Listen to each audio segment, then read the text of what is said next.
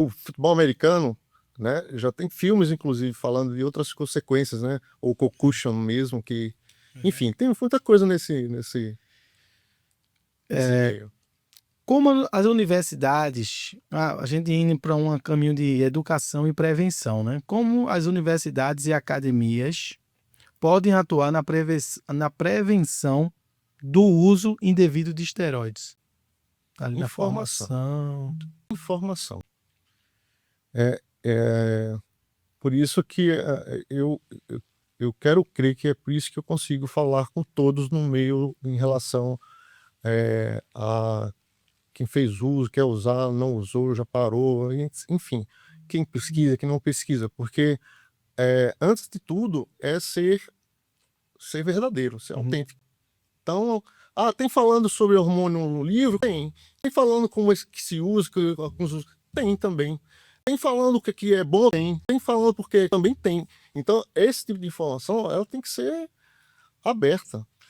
E é incrível que hoje você tem acesso a tudo, às vezes apenas aqui, e às vezes você não sabe como buscar. Mas, antes de tudo, é informar.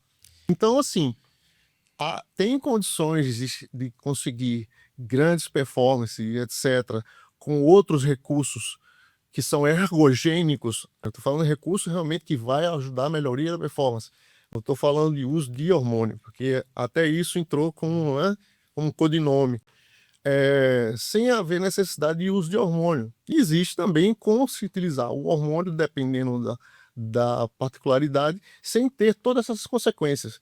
Então, é informar, se é na academia, é informar. Vamos fazer palestra a respeito, quer conversa, converse. Não vou falar sobre isso. Não, isso é coisa do inferno. Não, não é, não tem que falar, entendeu? Mesma coisa nas escolas. Mas é incrível que mesmo hoje, né, pleno já século XX, a gente tem resistências contra isso. A gente está informando, a gente está buscando informar e não negar a informação. Agora, se você tivesse aqui um momento de dar uma dica para profissionais de saúde e atletas, que dica você daria como uma das maiores autoridades de uso de anabolizante sobre esse tema? Estude. Essa é a dica, estude. Assim, a gente acabou de falar de informação, mas, se eu não me engano, eu até concluo assim, né? A pior droga é a ignorância. Essa mata mais do que qualquer droga. Então, estude, corra atrás, não sabe como, pergunte a quem, né? Mas você é responsável do que você faz para si. Por isso que doping, inclusive, o que aconteceu com o Ben Johnson, muitos falam, né, trazendo, você fez uso. Ele afirma, não, eu fiz uso durante muito tempo, mas não foi essa substância. Olha só, o que significa? Que mesmo que alguém tenha sabotado, não importa. Se constou na amostra dele, ele que responde. Então, hoje, até os atletas, como é que você não é negar a informação, é falar sobre você é atleta, está competindo em alto rendimento, nem a água mineral de outra pessoa você deve aceitar.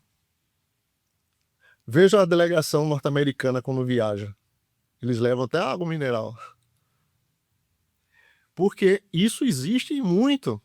Eu posso chegar aqui e colocar o Afrin, né? Lá, o do Maranhão. O puro suco aí, Coloco lá, né? acabou. Pronto, batizei a água dele, ele tava lá com epinefrina, alguma coisa lá, bebeu, tá no sistema. Quem vai responder é ele. Então, assim, inclusive o fato de você negar, fazer o exame é considerado também. Você é também advertido ou suspenso por conta disso. Aqui mais uma pergunta aqui. Se você tivesse a oportunidade de conversar com um atleta que foi banido por doping, exemplo Ben Johnson, o que você perguntaria para ele? Hum. Eu já conversei já com atletas. Eu tenho amigos assim que já. Interessante o que eu já perguntei já e já respondi é como ele se sente. né, em ter sido pego, como ele se sente ter sido pego, sabendo que tem vários outros também usando a mesma coisa. Existe muita revolta, né? Então não é à toa que o caso realmente Ben Johnson foi emblemático. O do Lance Armstrong também foi muito, porque o ciclismo, no caso da prova Tour de France em si, ele não é feito por um só atleta, é uma equipe. Então, o Lance era a equipe inteira dele.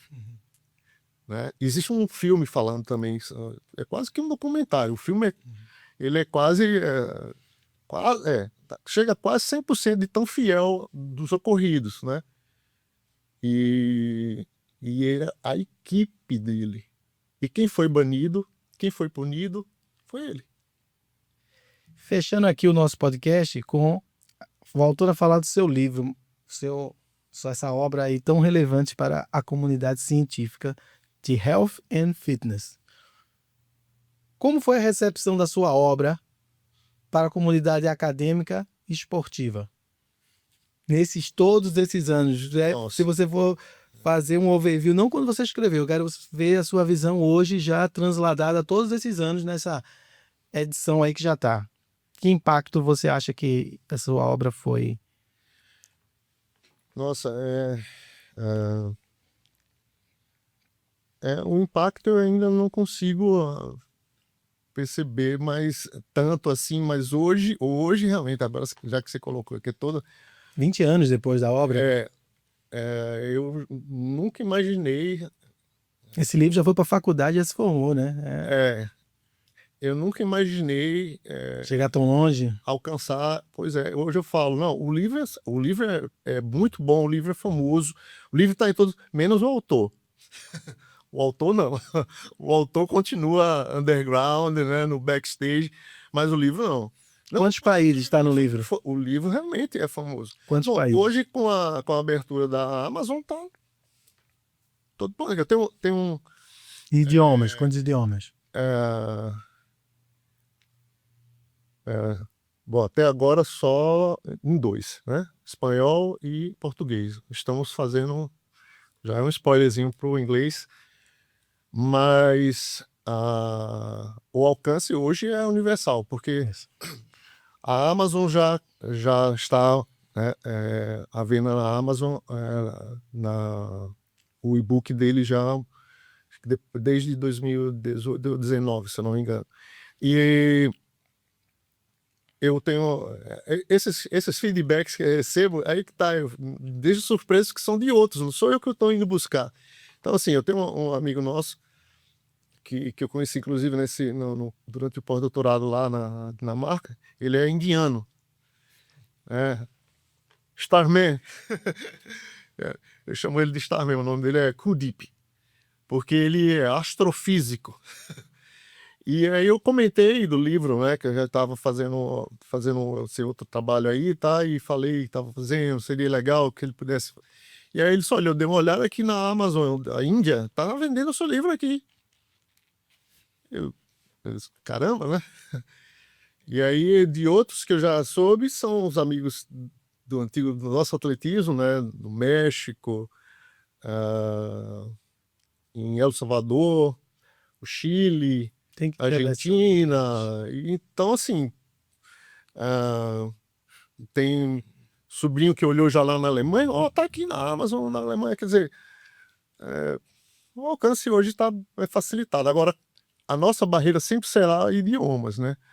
Então, assim, ainda bem que já existem algumas escolas para o espanhol, porque eu acredito que depois do português ou do inglês vem espanhol mesmo.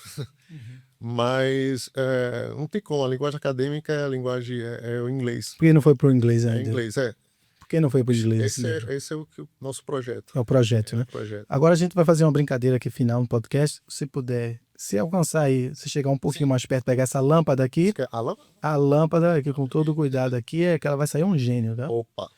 E aí agora a gente vai ter um momento aqui no podcast que você vai fazer 3 pedidos universais para o gênio da lâmpada. Você vai Pedir o que você quiser aí nos pedidos universais aí para o gênio da lâmpada agora.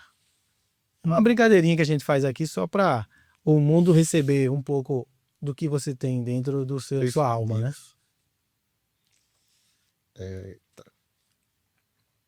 Pedidos universais, né? Universais.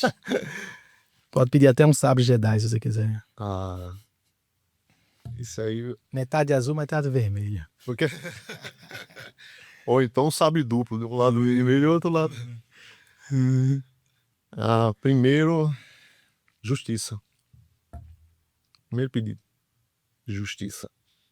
A gente tá, o que mais eu sinto e preciso, e vejo o quanto é preciso isso, não apenas no nosso país, mas já que é universal, justiça. A justiça, fato, não o direito em si. Alguém comentou isso, né? Há uma diferença. Justiça é como a justiça de Deus. Isso é justiça. A justiça do homem é o direito, porque às vezes matar aqui pode ser crime, em outro lugar não, né? Eu ter 30 mulheres não é, mas em outros lugares falar a justiça de verdade. Outro, além da justiça, é equidade, não é nem igualdade. É você ter o suficiente para poder viver bem. Não precisa ser milionário, né?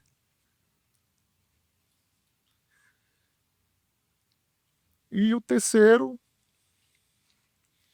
saúde.